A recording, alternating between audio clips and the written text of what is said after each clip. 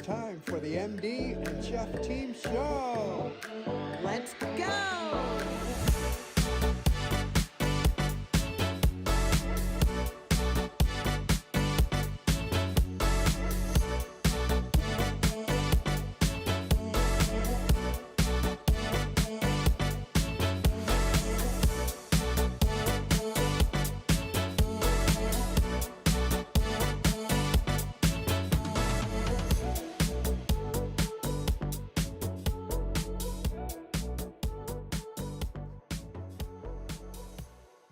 The content in this show is for informational purposes only. It is not intended for medical advice. It does not take the place of medical advice or treatment from a physician or health professional. Listeners and viewers should consult their own doctor or a qualified healthcare professional for specific health and wellness concerns and questions. And now, let's start the MD and Chef Team Show. Hello, everyone, and welcome to the MD and Chef Team Show. I'm Nutritional Chef Michael and a health coach, and also joined today by my beautiful hottie bride, my Isabel, your doctor on a mission. Thank you. Hi! So excited to be here. I am telling you, when I was studying for this, I was like, oh my gosh, this is going to be so exciting to share this with everybody. So I'm gonna let an exciting show today. An exciting my gosh. show. Yeah, I'm not gonna steal your thunder today, like I kind of do in the past. So I'll just let you take it from here. You bring the thunder, my dear. You don't steal it. You bring it. You bring the thunder. Thanks, hon. Thank you. Thanks for joining us today. Without striking heat, right? Right. Yeah, without hurting anybody. Right. You're just bringing some the thunder, bringing the spark. The light. Yeah, bringing the light. Now we are really live, so if you're catching us today and you're watching it right now, well, you can put in comments, suggestions, anything you got going on. If you got some questions on the topic we're bringing up, please jump on in, and please remember to like, comment, and subscribe, because that helps us out to get this great word of health to other people around the world. So thank you very much for that. And if you catch us on the replay, give us a hashtag replay just to let us know you were there, because we'll come in and check out those comments and suggestions later on. We do. We come in there and take a look and start answering them. Yes. So the MD and Chef Team Show, hey, a little bit about what we're about.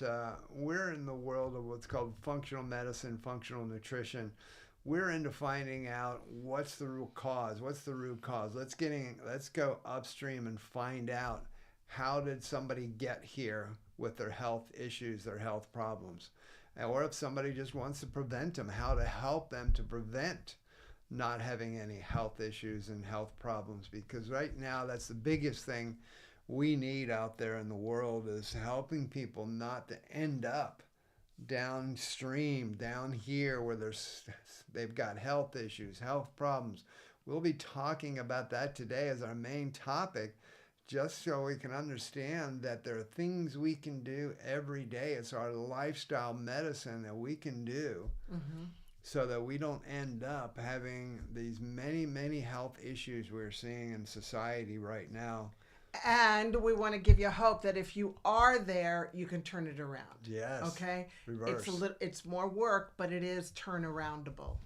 That's a new Isabel. Turnaroundable. Isabel Hunsinger dictionary word. Turnaroundable. It's turnaroundable. Turnaroundable. Okay. They used to call it reversible, but we're just calling it turnaroundable. I'm glad you're here for my dictionary lesson. Oh, no, hey, whatever words work. I love that word too. And just so you know, we like to have fun. Because when you're having fun as you learn, because yes, the topics we end up talking about are serious, because we are talking about our health. We are talking about our life. Yeah. They are serious, but we want to have fun along the way, because we have found, and we know ourselves, when we're learning and we have some fun along the way, we actually take it in better, and we learn better, and we absorb the information better when we can have some fun along the way. And the research shows if you're enjoying this and laughing and smiling, then it comes in easier. But if it's like,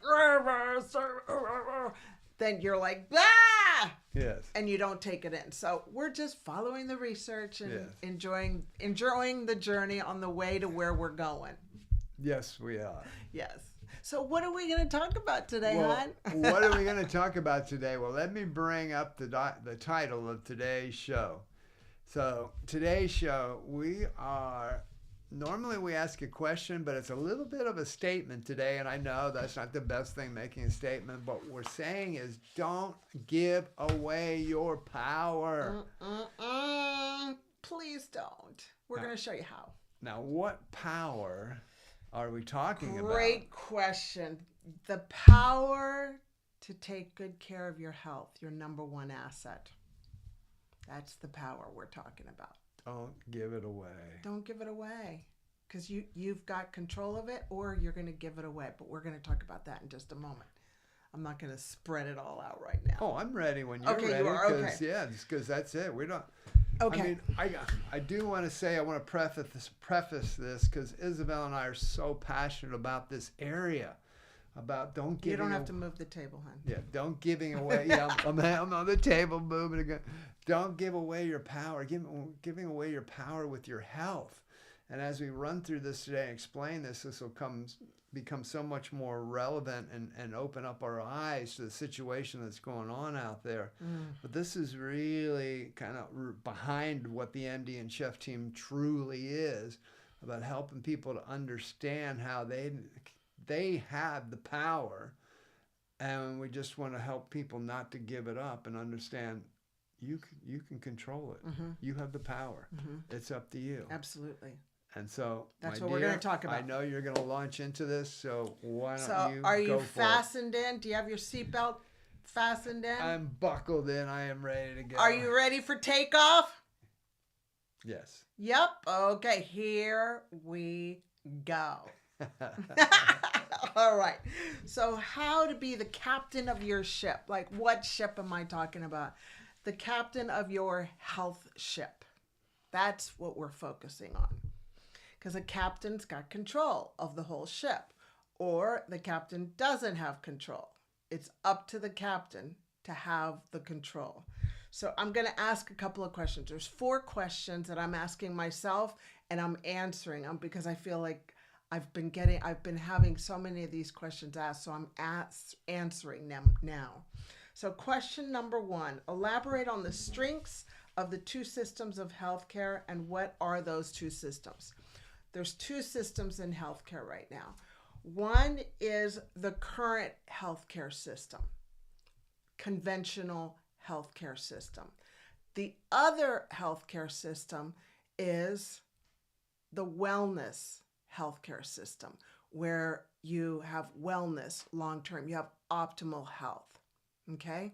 So conventional medicine, and the other side is called functional medicine. Functional medicine gets to the root cause of your disease so that you don't have to have it long term. So you can optimize your health so you don't have to be unwell, okay?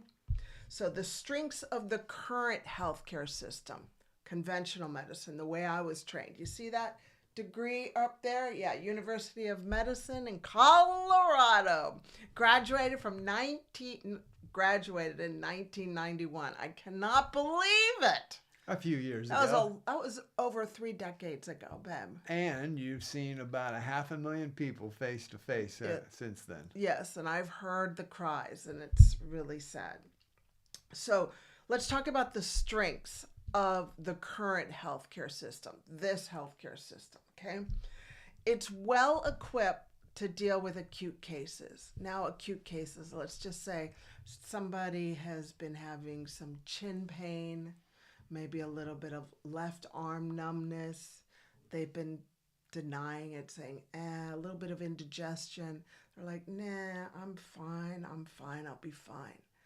Well, then it starts getting serious. The body really starts talking to you, and it starts then you start having like you're having an elephant on your chest, or you're having severe back pain, and the chin pain is worse. You're now having pain that is disrupting your life, and you're like, your instincts are like, I need to go to the emergency department. So you go to the emergency department, and we as doctors know what to do with chest pain. We do bloods and ECG. We determine what's going on. And if it's serious, off to the hospital. And in the hospital, they decide whether you're going to be on medication, or if you need to have a stent, or if you need to have bypass where they bust open your chest and put in a couple of stents in. That's called bypass surgery. So that is a life-threatening disease. We know that the current healthcare system is magnificent at that. And I'm grateful for that. Yes. Yeah, because if I ever have chest pain, I want to be able to be taken care of well. So that would be a heart attack happening? Yeah. Okay. Yeah, sorry. Yeah. That Just was elaborate on that. Thank you. Yeah. So chest pain, Someone's having a heart attack. Yeah, somebody's Yeah. having a heart attack. Sorry about that. Didn't mean to get too medical about that, but yeah, heart attack. So the weaknesses of the conventional healthcare system is they know how to manage chronic disease. We know how to give you pills and keep you well with your unwellness long term, like until your last breath, so that you're taking those pills day after day after day, okay? So you're like living with your disease, unwellness. You're living with your health problems, and just becoming at a point where, oh well, this is just me. Mm-hmm. This is just the way it is. Because I hear that all the time. People say, oh well, it's just the way I am now. Right. Yeah. However, with functional medicine, you learn how to heal yourself so that you don't need those medications. So I'm just trying to help you realize that just once you've been diagnosed with a chronic disease, like for instance, high blood pressure, diabetes, obesity, autoimmune disease, you can get treated. You can get that turned around. And we, like I always say, I didn't come up with this. I forgot who it was, but we don't have a healthcare system. We've got disease management. The conventional medical system knows how to manage disease. And Hippocrates, the father of medicine, the Hippocratic Oath, said, I will prevent disease whenever I can, for prevention is preferable to cure. That was the oath that I took when I got my medical degree. And I want to do that for the rest of my life. And that's why Michael and I are here right now, is to help you do that. Now, the strengths of the new medicine, functional medicine, is it gets to the root cause. It looks at your bloods. It looks at your urine. It looks at what is really going on and how do we turn it around? How do we reverse it? Hey, we're even talking about preventing and even reversing early Alzheimer's. That's how educated the functional medicine world is right now. We know how to prevent and even reverse early Alzheimer's, whereas conventional medicine doesn't do that. They just give you a pill that doesn't reverse it or treat it. It just keeps you on a slower decline with Alzheimer's. So you die of the Alzheimer's, but it's just a slower decline. To me, that's hell on earth. Why would I want to have Alzheimer's longer? Right? Yeah, I agree. Okay. 100%. If there's any comments, go ahead and put it on down.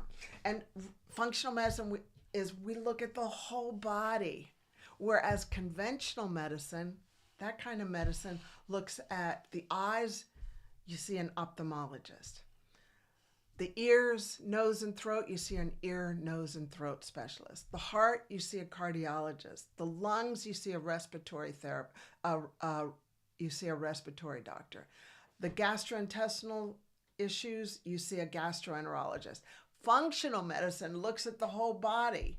It's one system. Yeah, you're not just shuffled off to all these different specialties, because when that happens, oh my gosh, you're in that system.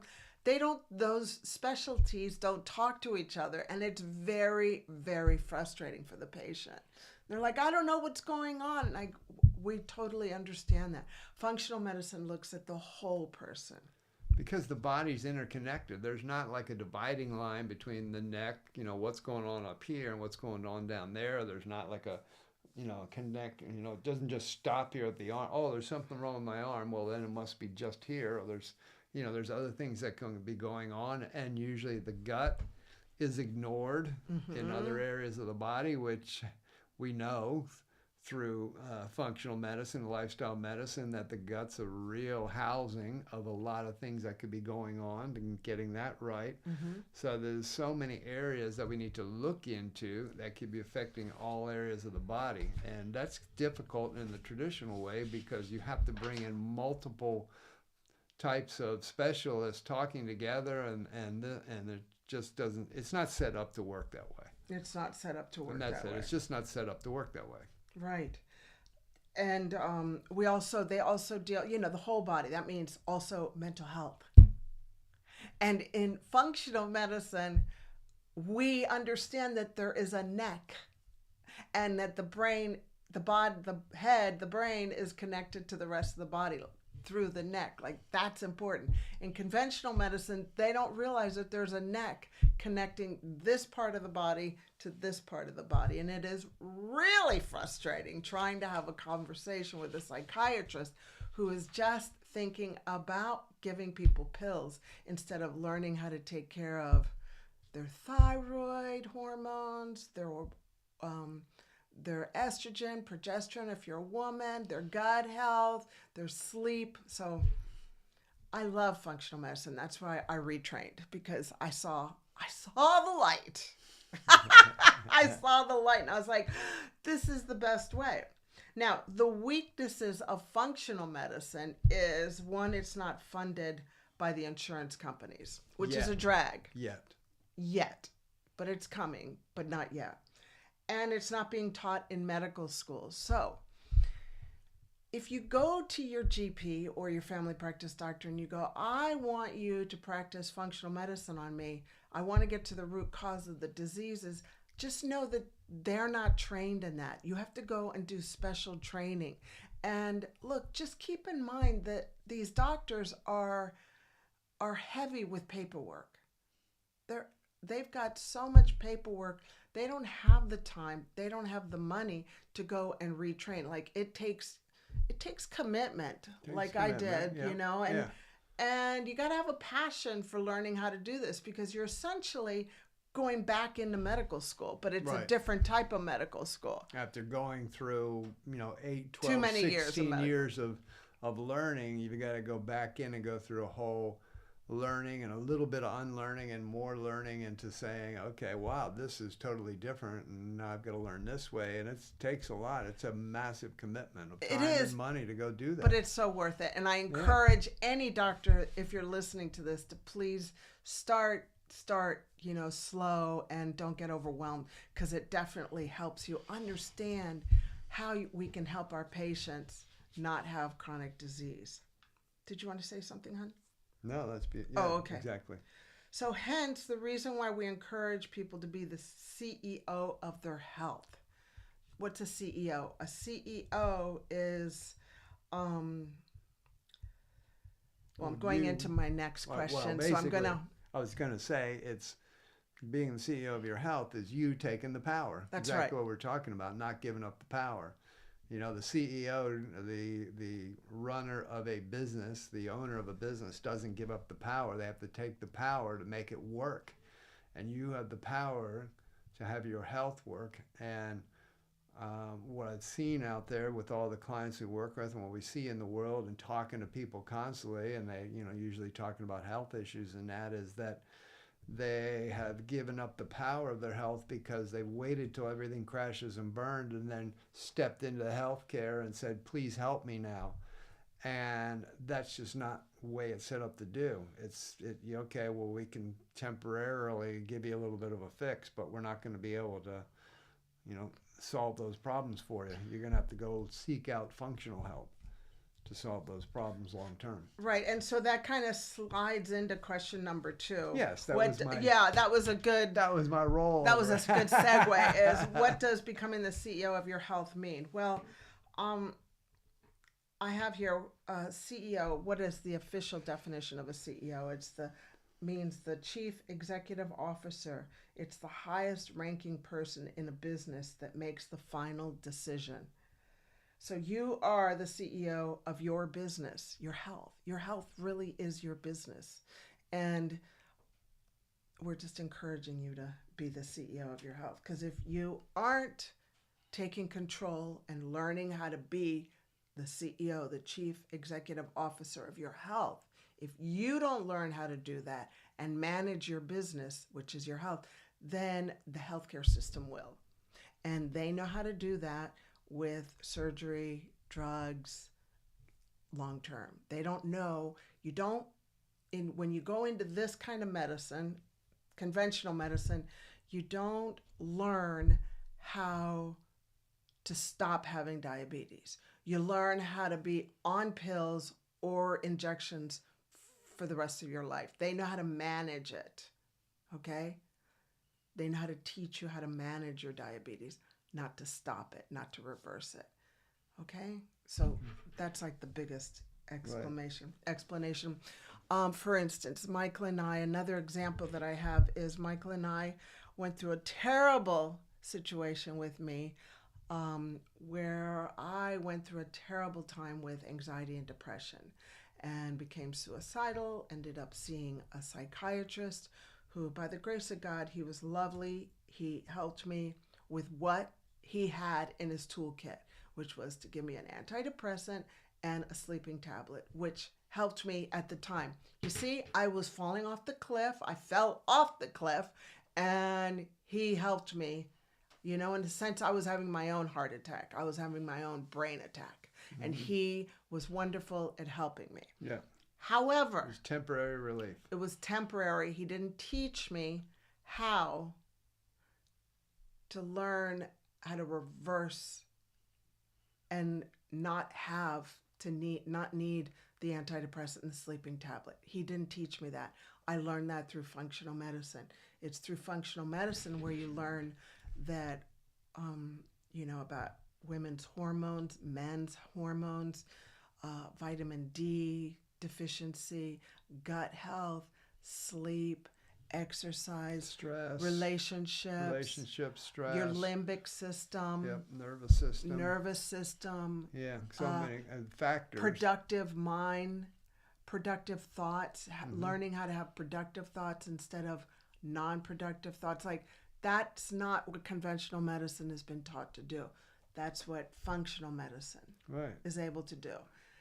And by the grace of God, I'm now off those medications and on to what I believe is long-term healthcare for me, because I learned how to be the CEO. But at the time, I was so bad, I had fallen off the cliff that I couldn't be the CEO. So the healthcare system helped me.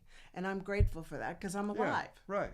Yeah. Able. Yeah. Essentially, I just see it as a God gift. That's how I see it. I know that Jesus saved me from that. Yeah. I had the experience that Jesus put his hand on my wrist and said, "This is not for you," and he stopped me from dying from my suicide attempt. Okay, I had come to the end of myself, and it's a terrible, terrible place to be, even as a doctor, as a professional. Yeah, me, but it can happen to anybody. And I believe that now I am alive to help other people realize that doesn't have to be your life. You can turn this around. And that's what we're teaching you, is to learn how to be the CEO of your life, of your health. Any type of issues, whether it's mental, physical health issues, where you're down at the end of yourself, with the traditional medicine, yes, as it did for Isabel, you get some temporary relief. Yes, we can get some help with it right now, so it doesn't go any much further. But as they said to Isabel at the time, well, okay, you're just going to be on these medications, these pills for the rest of your life. And that's all we'll they knew. We'll see about that. That's all they knew. And that's traditionally what happens if you have any health issues. It's like, okay, here's the medications. You're going to be on these for the rest of your life. Now, unfortunately, what we did was we looked at it from a functional side and say, okay, well, actually, what we want to know is, what do we have to do so that this doesn't happen again?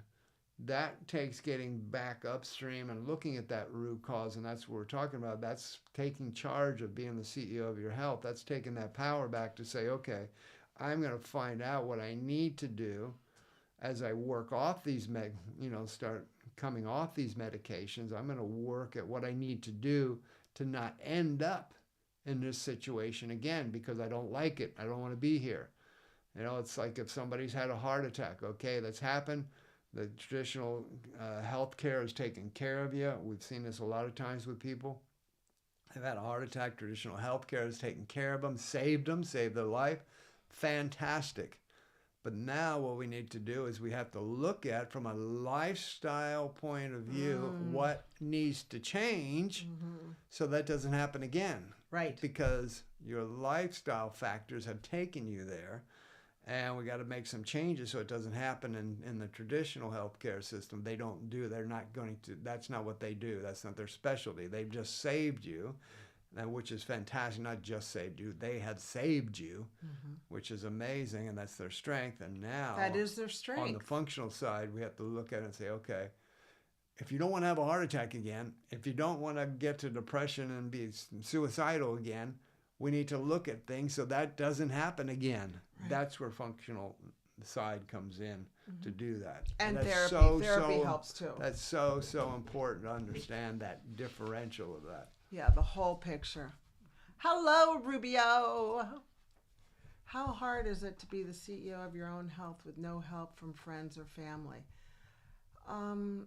It's a decision that you can make. Because once you make the decision, it's kind of like taking care of your body, you know, exercising, or your business. You find the people, and we're your people, Rubio. We're your people to help you. And assuming it is way easier when everyone around you is on the same journey. Yeah, absolutely. Yeah. Of course, it is. That's life. Yeah, it's true, and that would be with anything. I mean, if people are doing the same thing as you or with you, it's going to be easier. But yeah, it's definitely harder when you don't have the team with you. But at the end of the day, it's going to come back to, this is you. It's your business. Your health. And that's why we're talking about, you got to take the power back. And yes, is it harder? Yes. Acknowledge that 100%. Is it easier? You know, if Isabel or one of us decided to be the CEO of our health and the other one's health was going down the tubes because it didn't really care, well, would that be hard? Yeah, it's hard, but it's my decision. You make a or decision. Your decision. Yeah. One of us has made a decision. We're going to. It's just, it is easier because we work out together. We do it together. And we know a lot of couples that are together, and one is, oh my gosh, full out with their health, and the other one's not interested. Yeah, it's hard, but they continue to take care of their health. And hopefully one of these days the other person gets infected with the getting healthy disease. Yeah, we do know. And they're like, oh wow, I'm going to start doing this. We do know a few couples like that where one of them's really into, their health, and the other one is like, I'm not going to worry about it. And I know the one who's into the health usually in this situation is slightly sad that the other one isn't, but they hang in there with them and hope they catch the fire. Just be the example. Best thing I can say is, if you are the one who's caught the fire for being the CEO of your health and somebody else hasn't, be the example. Just be the example. Be the leader. Mm-hmm. Yeah, good point. Yeah. So thank you for that question. Thank you, Rubio. Question number 3, what does the future of healthcare in your home look like? I love this question. First of all, it is nuts for us to think that healthcare starts in a doctor's office. Like, scrub that thought out. That's not even a fact anymore. Healthcare does not begin in a doctor's office. Healthcare begins in the home. And an example is, I've got 2 examples. Go for it. 2 examples. One was Michael would make Michael does make beautiful food. And we used to have a microwave, and we would warm it up in a microwave, and just microwaves, they warm up the food, but they kill all the nutrition. Like, why would you do that? What's the point? So I, being the CEO of my health, and also my family's at the time, but they've all taken control of their health, thankfully, Praise the Lord. I said in 6 months, I am throwing away the microwave. 6 months. I prepared them. I planted the seed. And 6 months came and I pulled the microwave out, took it, and disposed of it. Oh my gosh, did I get pushback on that. But now everybody knows. I don't think I gave pushback, did I? You gave pushback. Oh, okay. I forget that part. Yeah. Well, that was like about 11 years ago. Oh, this must have been at least 10, 12 years ago. A long time ago. Yeah, and wouldn't even think about it now. Yeah. Yeah. And then the other example is, so Michael and I have a vision of where we can all go together on Doctor on a Mission, okay? We know where we can go, but it's going to take step by step by step. So we implement it in our lives, right? Because if we, the leaders, the fearless leaders, aren't doing what we're talking about, how good are we? We're worthless to you. So we start in the home. Michael and I, first I started pretty much, and then Michael got infected with my injection. I was kind of intense at the time. But anyway, Michael got infected. And then the kids, the girls are now in their 20s and early 30s. And now they are so healthy. They do the best they can at their age when they're traveling and stuff. But they're taking care of, they're the CEO of their health. And then they're also infecting their boyfriends. Their boyfriends are getting healthy too. Like they're cooking and so you start and then it starts dwindling down. And that's the beauty of it. If you just get one healthcare person in the family. One person. Well, I call them healthcare leader. Healthcare leader. Okay. A healthcare leader in the family. That healthcare leader helps another person in the family, and then that person influences the other person, and it's kind of like compounding interest, where one, and it's kind of like that saying in the Bible where one can lead 1,000 to flight and two can lead 10,000 to flight. Well, it all starts with that one. So just make the decision. We encourage you to consider to make the decision to become the health leader in your family and watch your family get better and healthier throughout time. So healthcare starts in the family. I believe that the future of healthcare outside of the family is aligning conventional medicine with functional medicine. Yeah. Okay? And having a doctor that knows how to do both of those is called an integrative doctor. Okay? Which is truly what you are. Which is what I am because that was the first kind of medicine I did, and I know it very well. Both ways. It's in my DNA. I can't unlearn it. It's really there, and I've got functional medicine. You know both styles. I know both. So I know both languages. It's integrating. Yeah, I know both languages. It's great. I can speak 3 languages: conventional medicine, functional medicine, and integrative medicine language. So now when people ask me how many languages, I'm going to write down 5. Oh, yeah. English, Spanish, conventional medicine language, functional medicine, and integrative medicine. Who knew I had so many languages? Okay, so an example. Back to earth. Yes, thank you. Are you still buckled in? Yeah. Are you staying hydrated, drinking your water? Good. I am. Yes. So think about this. Think about conventional medicine and functional medicine in the future working together.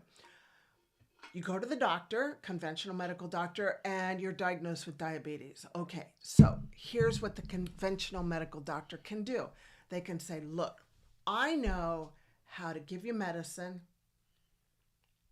so we can manage your diabetes now, and then give them the side effects to that, the side effects of the medication and long-term complications of having diabetes. Vision loss, heart attacks, kidney problems, dialysis, blah, blah, blah. Or we can start working with a functional medical doctor who can teach you how to reverse this. So which choice do you have? Do you see? Do you see the beauty of that? Is giving the patient the option to make the decision to become the CEO of their healthcare or not become the CEO of their healthcare. Yes. Isn't that beautiful? Like, It's that's beautiful. what's going to I know, happen. I know. That's what's going to happen, but it's going to take a while. But we're starting right here on the MDM It's show. coming. It's coming. It's coming, but that's why we're doing what we're doing here, okay? Another example that I had was a conventional medical doctor starts antibiotics. Yep, there's a place for antibiotics. However, they don't really understand the importance of probiotics. That's what a functional medicine doctor understands. And so we know from research that when you take an antibiotic, it kills all the good bacteria in your gut. And your bacteria in your gut are like your army, and they help fight. So why would you disarm your army with an antibiotic? If you put a probiotic in, it actually helps fight the infection. Plus, it also, research has shown, helps the antibiotic work better without having the side effects of the antibiotic, which can be diarrhea, upset stomach, bloating, yeast infections, candida. Do you see? Functional medicine, conventional medicine put together. Yeah. So you're integrating right there, two of with them. the antibiotics and the probiotics. Right. Yeah. Yeah. And also, then we can also eat from a functional nutrition side. We can also make sure that we're eating lots of prebiotics and we're feeding those good bacteria too. So, we'd be looking at the gut health, especially if somebody who maybe seems to a lot of infections happening, and I've heard of people taking antibiotics, every few months for infections. So they really need to be looking at the prebiotics and the probiotics to get that gut health balanced out during that time, because right after, the probiotics are going to do a great job to kill the infection, but now the gut health is going to be a mess. And then that causes other problems. So we got to, integrate it all together. I love doing this to make it work together. Yeah. Yeah. And on what Michael was talking about also is, and then teach the patient how to increase the prebiotic, which is the prebiotic is the food for the probiotic, which is the good bacteria in your gut. It's just stuff that can happen, when you marry the two. And I just wanted to also add that if you are looking for a good probiotic, make sure that you're looking for a probiotic that contains both lactobacillus and bifidobacterium. Bifidobacterium. Bifidobacterium. Okay. Tomato. Yeah, so lactobacillus and Bifidobacterium strains. And it can be, and the goal is to have 20 billion live organisms per day. And you can look on the cap in the ingredients on the back when you're on antibiotics. Important. Now, we're on probiotics all the time. And we alternate the species. Like for 3 months, we'll have lactobacillus, and then the other 3 months, we switch it over to bifido. Yeah. I've always said bifido. Okay. Anyway. That's all right. All right. Then the other area that we can bring healthcare in is the home, and that is where families should eat together. No screens, though. No phones. Nothing except the eyes of the other person. Now, this is a society. I want to jump in on this Absolutely. one because I'm passionate about this one. This is a societal thing. And this is especially important if you have children. But of course, if you've got a family dynamic and even husband and wife at home, but especially if you have children at home, we want to have at least one meal a day eating together. Yes, we can't always do it every meal, but we want to have at least one meal a day together where we're sitting down. We can actually have conversation. This is important for longevity of health and brain health.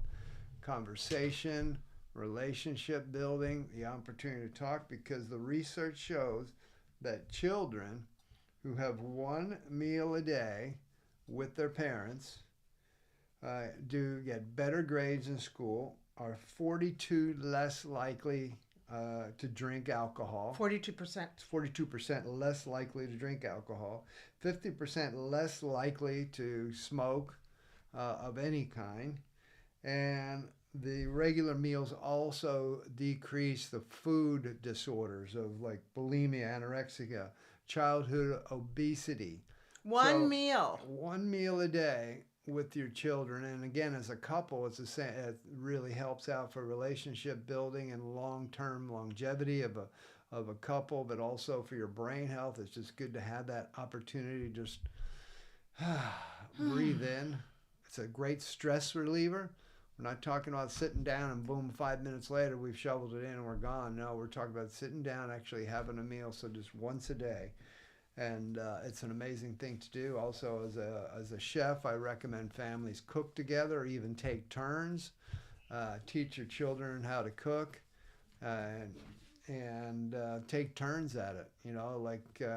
Because, if you say, well, we're really busy. Well, if you've got kids that are old enough to cook, let them do the meals a couple times a week, and also that way as they go out into the world, when they become adults, now their idea of having a meal isn't, hey, can you send something over? It's not takeaways, or it's not opening up a can and pouring something out and saying, yeah, I cooked dinner tonight and it was all out of cans and packets and sachets. That's right. It's very important that we learn how to do that.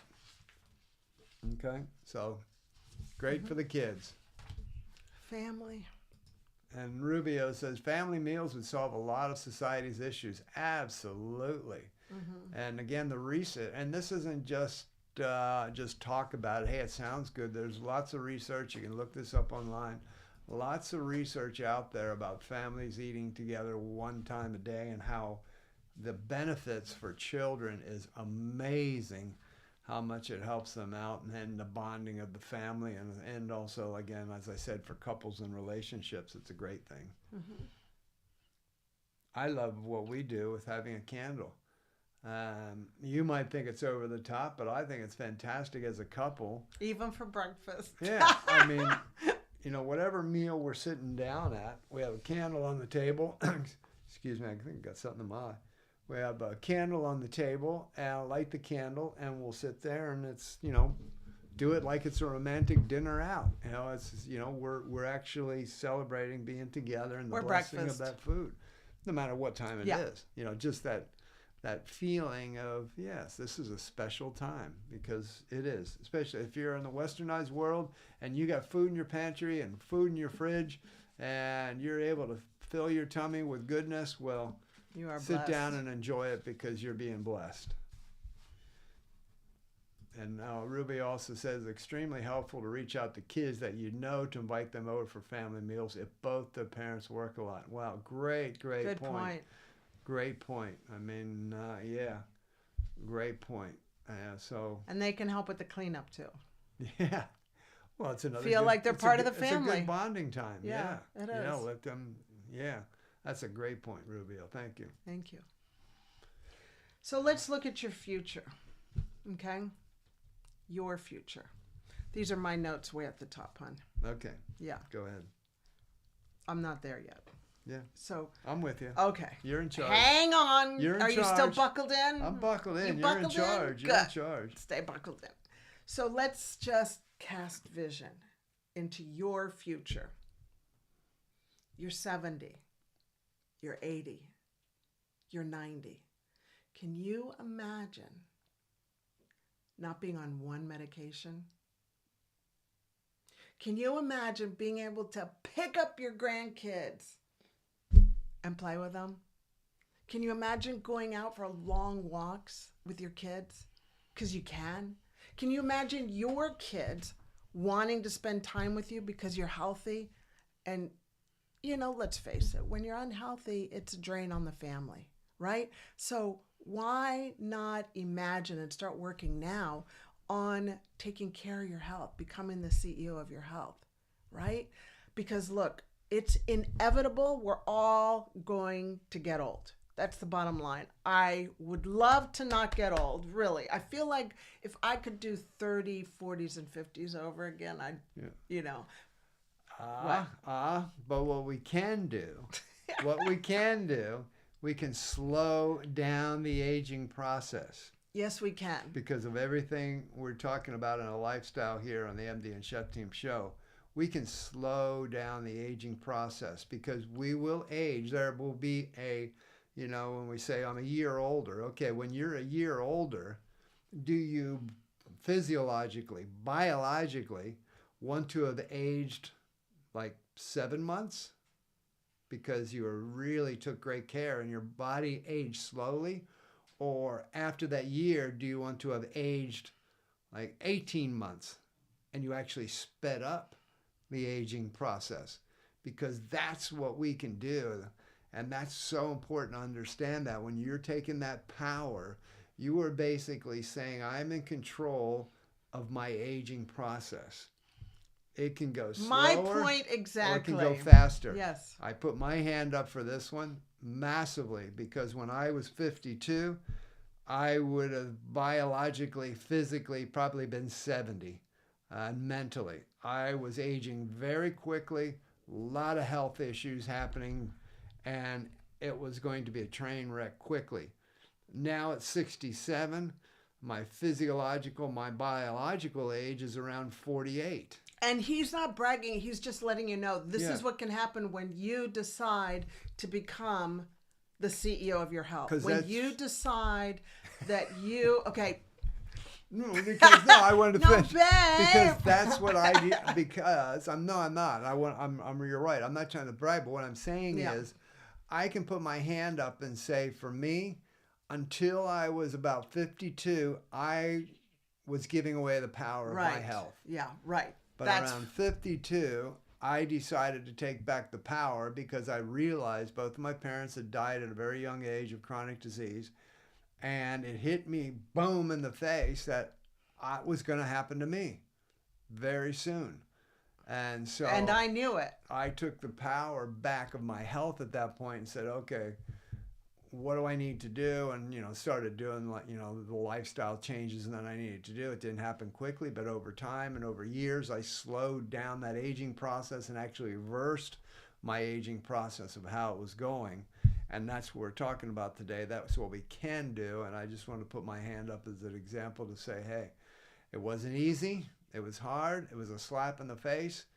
But it was what I needed to do because I wanted to live long-term, happy to be with this beautiful woman and be with my beautiful daughters for a long time. And if they decide to have grandchildren or great-grandchildren, whatever, I want to be around. Yeah.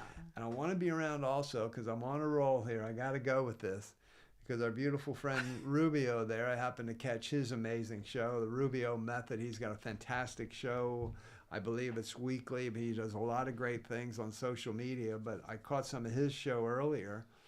And he was talking about being on an airplane where there was an older gentleman and he couldn't put he had a backpack, but, luggage. He couldn't put his luggage up in the top. And he tried to, and it came crashing down and hit our friend Rubio on the head and the whole thing. No. But, I don't want to get to that point where because I'm not doing the, shall I say, physical work, fitness work that I need to do to keep my muscle strength up, my bone strength up so that I can't basically physically do things as I age. I want to be able to... okay, it doesn't need to be a big bag, but I want to be able to lift something over my head. A 7 kg bag, you should be able a 15-pound bag. Lift something up and put it up there. Yeah, right. And these are the things we can do.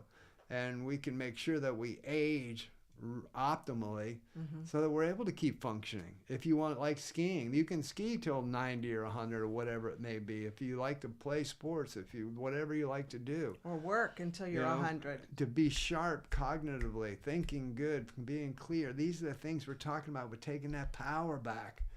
And so that's, I had to get off on that. That's what we're talking about. That's what it's all about, long term, that vision of what do you have your vision for those, that second half of your life to be 50 and beyond. Is it going to be just a vision of, oh, well, every year it's just going down, down, down, down? Or is it going to be, boom, just keep getting stronger as you go? Because you can. Thank you for that. And we encourage you to make the decision now instead of later, because later is harder. It's harder when you've fallen off the cliff. Just letting you know personally. And decide now, how do you want to be? How do you want your 60s, 70s, 80s, 90s, and 100s to be? It's your choice. We encourage you to become the CEO of your health. And also just educate yourself on tools to help you to become the CEO of your health. Now, one of the things that I wanted to let you know before we leave is we do have a tool on the Doctor on a Mission. Can you bring up Doctor on a Mission, please? Yes. The Doctor on a Mission website, and it's a masterclass. It's free on how to overcome anxiety and depression. I encourage you to take a look at it, and it's things that I've learned and that I implement with my clients so that you don't have to be a victim to anxiety and depression. You are in control. You can be the CEO of your health. Okay? But first you have to know the tools. So those are the tools. So that's the end for me. Really? Yeah. Wow, that was beautiful. Yeah. And us. We did that together. Yeah, we did. We did. We did. We do it all together. Now, well, let's get into our relationship segment because, yes, we feel this is so important to talk about relationships because Isabel and I being together for about 45 years now. And, well, out there in the world, society's got a lot of ideas about relationships, and we've seen a lot out there, and we understand that relationships take work. Relationships, take energy. And so we feel it's important just to have a little bit of a segment on relationships because we know we can hopefully bring some good help. And again, if anybody else has suggestions, please bring them on because we are open for learning. That's for sure. I know I definitely am. Yeah, because I want to get really good at this relationship thing. I know, I do too. It is constant learning, huh? Yeah, of course it is. And constant course correction. Constant course correction, yes. Whoops, shouldn't have said that. Sorry about that. Learn how to say, oops, sorry. Let me backtrack on that. So today, I'm talking about consumerism and relationships. Now, in today's world of consumerism, we find that consumerism, we're in a throwaway society. Something's not quite working anymore. It's not functioning the way it was when it was new, and we just go, throw it away, get a new one. Well, have we allowed that thought process to bleed into our relationships today? Have we allowed ourselves to think of that consumerism and relationships as almost the same? Like we get something new, or we're in a relationship that's all exciting, it's all good, it's like a brand new car, it's flash, it's wonderful, all the bells and whistles, I love this is nice, and it's all good, and we're cruising along, and then we kind of, and then we start to look at it like, it's, hey, wow, look at that beautiful new car, hey, look at that, you guys are lovely, like the new car, and it's like, oh yeah, I got that thing a while ago, and then eventually we kind of get like, I'm tired of this thing. Oh, this old thing. I gotta get a new one. We can't let that seep into relationships.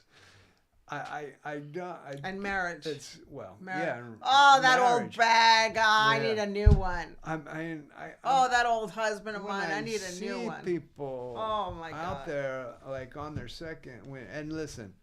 This has nothing to do with something where there was abuse, right, or whatever situations that were traumatic, right, and it needed to end.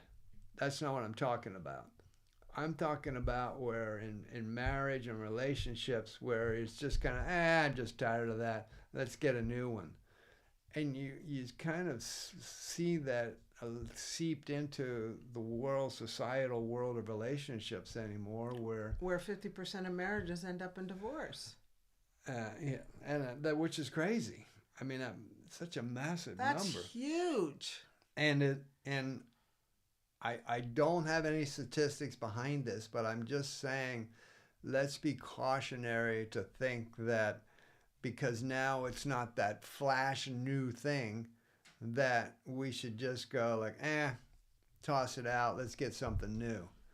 that's not the answer. And it's definitely not going to make you happy. That's for sure. What does make you happy is loving what you got. Loving what you have and loving something, that understanding when you got it, how you loved it, and it was wonderful.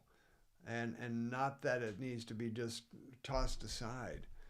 And with relationships. Like Michael could have tossed me aside when I was suicidal. And, you know, I remember we were walking the other day and I just said, babe, thank you. Because it was hard for him. Like, what's happened to my wife? She's a hot basket, terrible looking mess.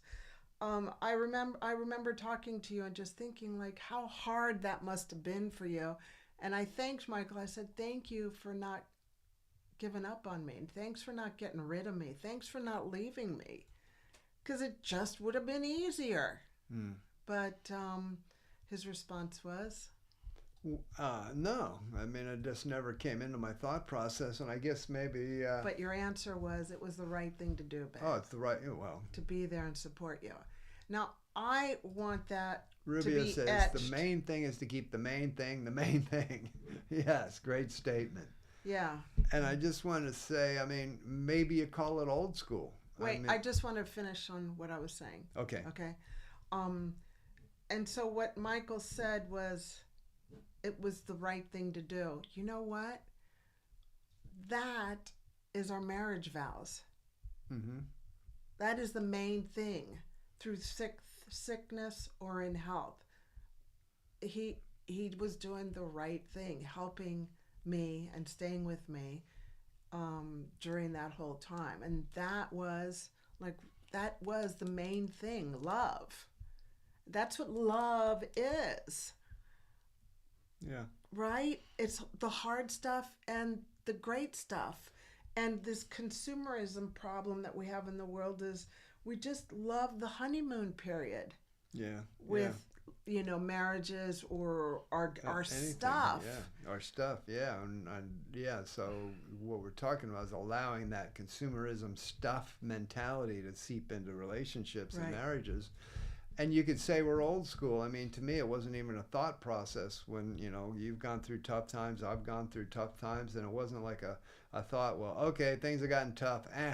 That's the end of that. You know, I do sometimes through YouTube videos or whatever it may be, hear of modern day marriage vows, and sometimes I hear it and I think, that's really fluffy.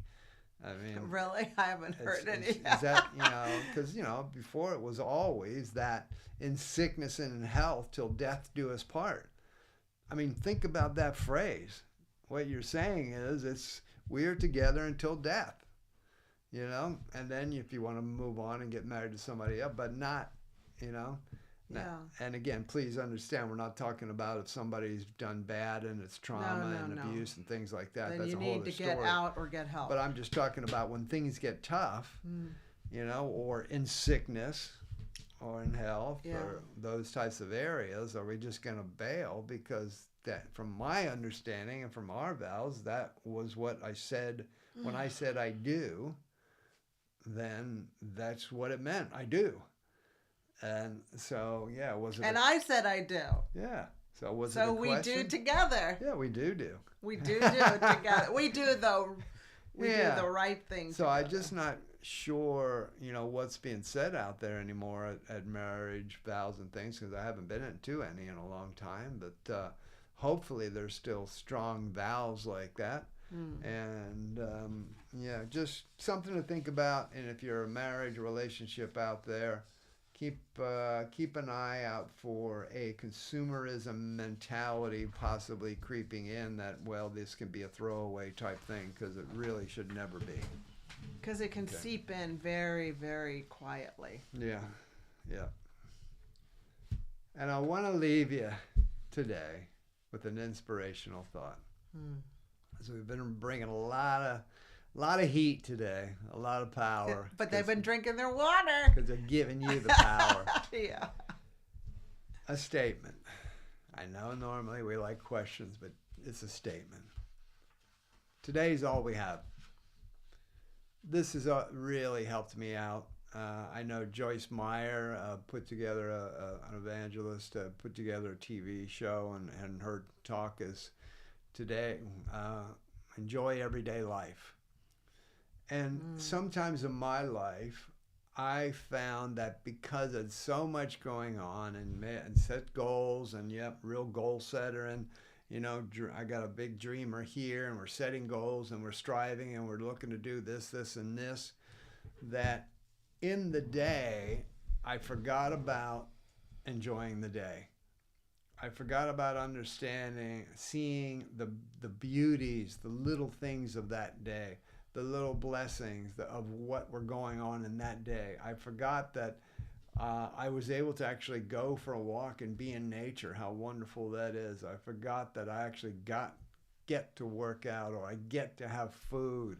I get to, be in a great relationship. I get to be a part of this world where, yes, it's crazy out there, but I started missing the daily stuff, and because I was always striving toward the next day and the future and what's happening tomorrow and what's happening by Friday and what's happening at the end of the month as we're setting these goals. Yeah, me too. And days were just passing by, and I'd be like, wow, a lot of great things happened. If I decided to reflect, and I'm like, did I actually enjoy that? Did I remember? Did I even smile when those great things weren't happening? And so I just want to say that understand the fact that today is all we have, because honestly, none of us know whether we're going to make it to tomorrow. There is no 100% guarantee. Stuff happens. You might not make it to tomorrow. Sorry to let you know, but that's a fact. You might not. But most likely you will, but maybe not. So if today's all we have, let's make sure that we do enjoy the day, and any little blessings, little, big, small, whatever blessings come your way today, let's make sure that we enjoy the time and those blessings. And before we go, Yes. Of course I have to say something, right? Or did you expect? Oh, no, that's it. We're out of time. Yeah. And, with on top or aside, not on top, but aside what Michael was saying. A sidebar. A sidebar walking together is, since today is all you have, then make sure you use your mouth to tell people how much you love them. Okay? Because once a year is not enough. Just let you know.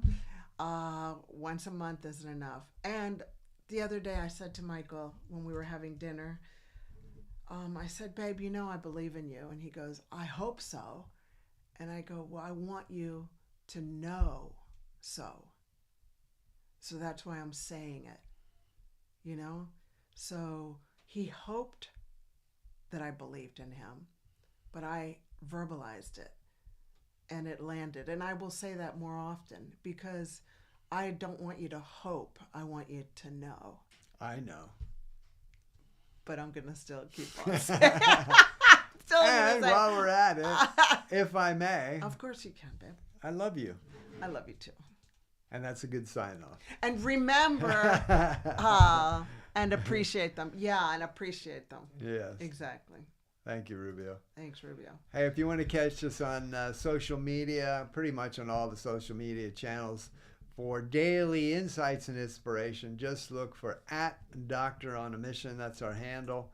And also check us out at the DoctorOnAMission.com website. That's where you can get all those freebies we offer there. There's some great master classes, and one especially that Isabel talked about, which is available. Overcoming Anxiety and Depression, free masterclass. And you can learn more about us there. Also, the coaching that we offer, one-on-one coaching, group coaching, all the goodies on DoctorOnAMission.com.